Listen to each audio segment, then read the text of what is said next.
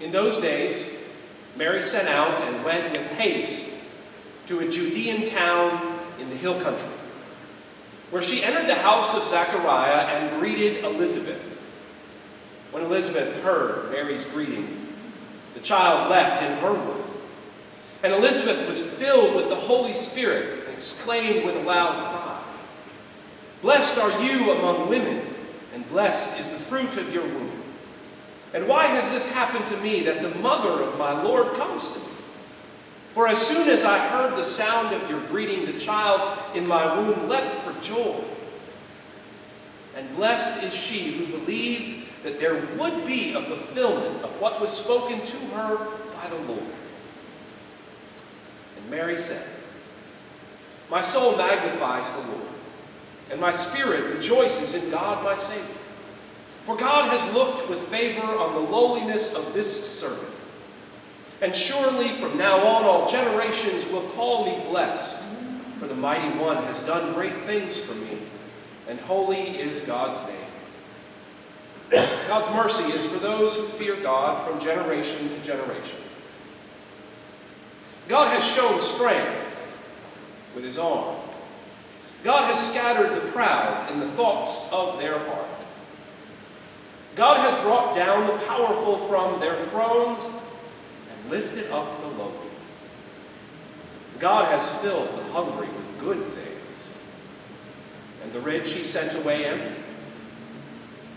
God has helped the servant Israel in remembrance of God's mercy, according to the promise made to our ancestors, to Abraham and Sarah, and to all the descendants forever. Mary remained with Elizabeth about 3 months, and then returned to her home. This is the word of our Lord. Thanks be to God. One of the things that I have learned, that when it comes to Christmas, particularly Christmas songs, people are sort of passionate. There are songs that you love, that you must hear. And I have learned that if we don't sing them in church, well, I've learned that mistake. But then, there's that other side. The somewhat more passionate voices of the songs that people do not like, religious or otherwise. So I'm going to share you my least favorite song of Christmas. Mary, did you know? Now, before you run me out, I want to explain that my dislike of this song has nothing to do with the tune. In fact, I find the tune quite beautiful, and if you haven't heard the pentatonics version, it's well worth a listen. No, actually, my issue with this song is the text, the theology being put forth about who Mary is and what she may or may not have known. Mary, did you know? Now, while all the details what Mary actually knew, we don't know. But it seems odd to ask the question, did she know what God was up to? Did she know what this child was going to do? If we know that Mary asked and said these words. Did Mary know that the blind would see? Did Mary know that the deaf will hear and the dead will live again, the lame will leap, the dumb will speak, and all will praise the Lamb? Asking those questions, frankly, shows nothing but ignorance for the Bible. Now I know I'm picking on somebody who wrote and did a nice job of putting it all together. But here's the thing about Mary. And we Protestants have really kind of kicked her to the curb, and the Catholics have domesticated her. Mary is not meek and mild. Mary is not acted upon without choice. Mary stands in the presence of God's messenger, we didn't read this part this morning, but it's there, and says very clearly, yes, I will do this. I will be your servant. And I believe that Mary knew, maybe not all the details, but she knew. She knew that saying yes meant something. She knew not only about God's love, but she also knew something more. I think she might have paid attention in Sunday school. She knew something about the traditions of her faith. The stories of the prophets and the end of empires and the Passover of her people and the justice of God for the poor, the widow, and the orphan. When she says yes, I don't imagine a meek and mild woman who just doesn't know what's going on, terrified. I imagine a young woman who was well versed in the stories of her faith, which clearly had God and the followers of God standing on the side of the oppressed. While that can seem like an overstatement, the truth is, once we read and reflect for just a few minutes on what we call the Magnificat, we can see the spirit of Mary. She might have been young, but I think she was a spitfire. Any image or presentation of Mary as meek, or mild, or quiet, or unassuming, and then by extension, every other woman should be, and silent in church, put that alongside the Mary we know in the Magnificat. And we have to imagine a Mary who was defiant, with her fist in the air, unafraid and unmoved. And I'm not exaggerating. There's no other way. There is no other way to take Mary when we listen to her praise that God has scattered those who are proud in the thoughts of their hearts.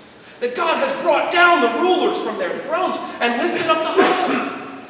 God has filled the hungry with good things, and the rich he sent away empty.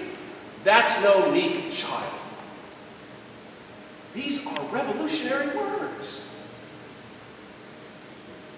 And frankly, dangerous words to those in power. How dangerous? 3 times in the last century, that Magnificat was banned. In India, under British rule, you know that Christian nation? They banned the Magnificat from ever being read in church. And fast forward to the 1980s when we were messing in Central and South America with the CIA and arms deals and whatnot.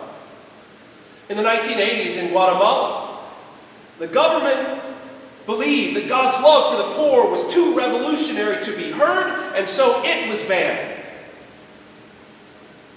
Because it had become so popular with the poor in their country who were under the thumb of the oppressive government. So too in Argentina during the reign of Augusto Pinochet, a good ally of the United States. The dictator outlawed any public display of Mary's song while going to Mass every Sunday. It was as if they understood better than we do what we're reading when we pull these texts out.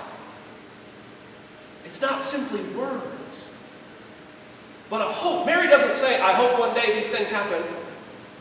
That maybe one day Christ will come again and things will happen. No, what she says is God has done these things. And if we can imagine for a moment the hope that is in those words, we can imagine the world could be different than it is right now. And hope is dangerous to dictators and hopeful dictators. Words have power. And these words have power to inspire the oppressed and terrify the powerful. And that is why the only way to see Mary is as a revolutionary. For that's what she was. But this way of reading is not something new. In other words, this is not some new school of thought, some liberation theology that came on the scene. No, it is at the heart of the Bible from its very beginning. The conception of the central role of women is sometimes seen as something new, but it is not. It has just been ignored and held down. But it's staring us right in the face. And then we think women should remain silent and out of the priesthood of all believers. That's why we're Protestants. When God chose to come in human form, it was with a woman.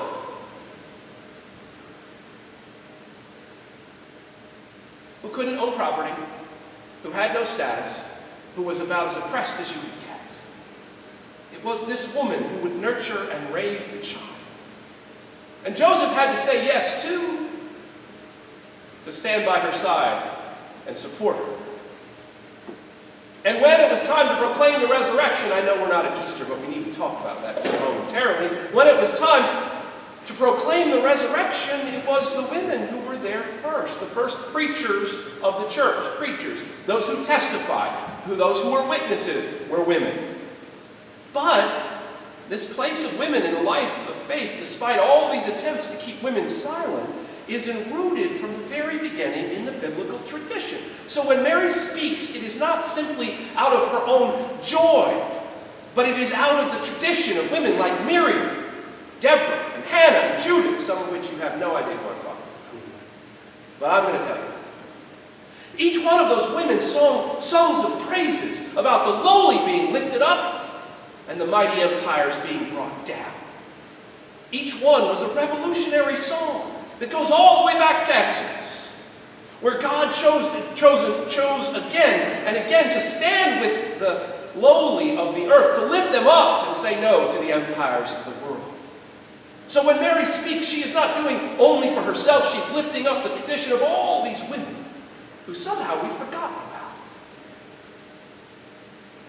So, since Mary's song is rooted in tradition, we need to spend a few minutes lifting up that tradition, so we too can understand what this revolutionary joy that Mary speaks of, that we talk about, but somehow have not been fully comfortable with, and find out again what we're doing in this season of Advent. It begins with Miriam. Now, I appreciate biblical scholars a whole lot on this one. A lot of folks say that she only gets 2 lines, but the truth of the matter is most biblical scholars think the one they attribute to Moses really was Miriam's song, but you kind of have to push her to the side. So the whole of that song, I'll talk about it, I'm not going to unpack it, happens in the book of Exodus. Once the formerly enslaved people are on the other side of the waters, and the great Egyptian army is washed away, and they are finally free. And in those moments, the liberated and enslaved peoples join with Miriam and sing a song of salvation, that God had lifted up the lowly and brought down the powerful. The powerful have been brought low, and the lowly have been saved. God is praised, and so the tradition begins. And then we move forward to the book of Judges. I don't think I've ever preached out of Judges, so this is about as close as I've gotten in 15 years. But when we move to the book of Judges, one of the great judges in all of Israel is a woman by the name of Deborah, or Deborah, depending on how you want to pronounce it. What we know is she's a powerful warrior, and she is well respected in her leadership, though still not trusted by her generals, until she tells them what to do, and they listen, because she's in charge. She is well respected as a leader within this neophyte nation. And against great odds, she leads the people in victory over their enemies. And then there's a song. And in that song, though it's different than Miriam's song / Moses' song, it is about how lowly Israel, how the peasants in the land prosper under her leadership. Leaders who care for the poor. Who knew? Imagine what that might look like.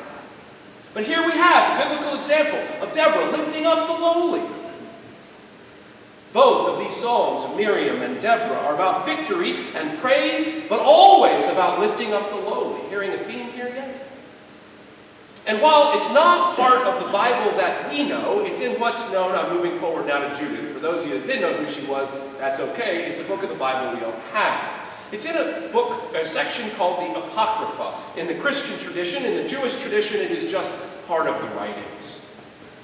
Judith has to overcome great odds and is able to, with some deep smarts, able to overcome and behead the leader of their enemy. And as a result, they live in freedom. She did what she needed to do to help save her people. And then there's a long song of praise. She lifts up praises to God who has delivered them, and then talks about lifting up the lowly and bringing down the powerful from their throne. These are all songs of people who were oppressed and who have been set free. Sound familiar? She praises God. She gives credit to God alone, even though she's the one that wielded that tool. And then says, so too are the lowly saved from their oppression. Songs of lifting up the lowly. And then, last one. And one that probably fits more than anything else is in the book of 1 Samuel. A woman by the name of Hannah. Hannah has been begging God for a child, and while I want to talk about God's blessing and children and barrenness and all of that, and that's complex, that has to be a sermon for another day. But know that just because someone is unable to have a child, it does not mean God does not bless them. This is particular to this story. And finally, Hannah finds out that she is going to have a child, and in the process promises to turn this child over to the faith community. And this child becomes the great prophet Samuel, of which 2 books are named after. But when Hannah finally finds out that she will have a child, she sings out, again, a song. And we hear the foundation of what will become Mary's song. These are some of the refrains directly from Hannah's song, and I quote, "My heart exults in the Lord, my strength is exalted in God, my Savior." And then continues with, "The bows of the mighty will be broken, but the feeble will gird on strength.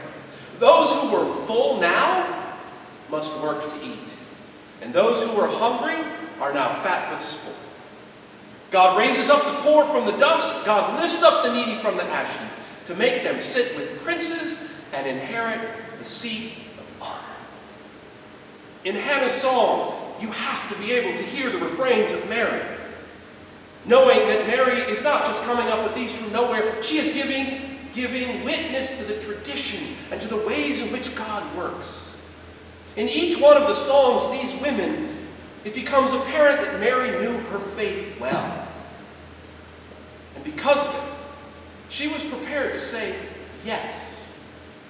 To join in the tradition of the faithful women who knew the ways of God.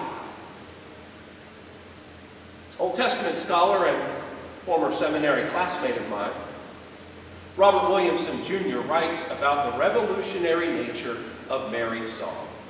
He wonders and challenges us to hear it in new ways. And he says this, quote, "If Christians took Mary's song seriously, we would not care whether Starbucks has appropriately Christmas-themed cups this year. We would not demand that our Target cashiers wish us Merry Christmas instead of Happy Holidays.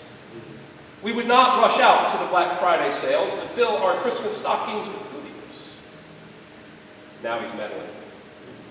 "Indeed, we would reject the whole enterprise of consumer Christmas," this is him, not me saying it, "which co-opts the Christ child into a system of ravenous self-gratification and economic exploitation, lining the pockets of the wealthy at the expense of the health, dignity, and well-being of the poorest of the poor.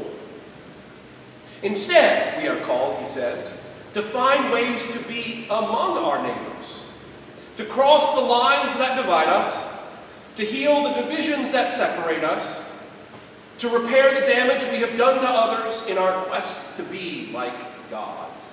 End quote. The thing I understand about songs and poetry is they don't make good systematic theology. That's a good thing. They're open-ended. It's like they're an invitation for us to hear them in our own time and interpret them for our own time and sing our own songs that are rooted in the tradition. This is for what Mary has done and invited us to do the same. Calling us to hear and to get some idea, and then hopefully we'll respond. So when we hear the Song of Mary, we have to ask, what difference does it make? What difference could it make? Knowing how dangerous this song is, and how it is at the heart of our radical faith, I'm going to end the sermon simply by reading it again, with a hope and a prayer that new seeds will be planted that will bear fruit in your lives and in this community. And Mary said, My soul magnifies the Lord, and my spirit rejoices in God my Savior. For God has looked with favor on the lowliness of this servant. Surely from now on all generations will call me blessed. For the Mighty One has done great things for me, and holy is God's name. God's mercy is for those who fear God from generation to generation. God has shown strength with his arm, and God has scattered the proud in the thoughts of their heart. God has brought down the powerful from their thrones and lifted up the lowly. God has filled the hungry with good things, and the rich sent away empty. God has helped the servant Israel in remembrance of God's mercy, according to the promise God made to our ancestors, to Abraham and Sarah, and to all the descendants forever. End quote. So the answer to the question is, did Mary know? Of course she knows. Of course she knew. And now, we know too.